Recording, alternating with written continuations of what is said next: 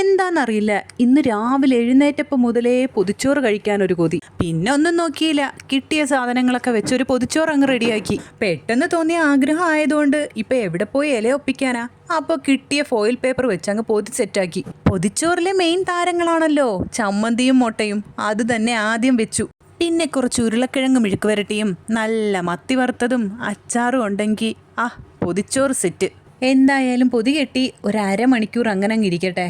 ഇതൊക്കെ കണ്ടിട്ട് അരമണിക്കൂർ ക്ഷമയോടെ ഇരിക്കാൻ പറ്റുമോയെന്ന് എനിക്കറിയില്ല.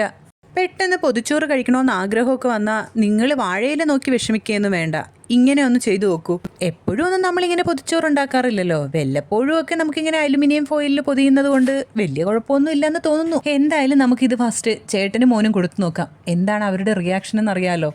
വാഴയിലയിൽ പൊതിയുന്ന പൊതിച്ചോറിൻ്റെ അത്ര പെർഫെക്റ്റ് ആയില്ലെങ്കിലും തൽക്കാലം ആഗ്രഹം തീർക്കാൻ ഇത് തന്നെ ധാരാളം.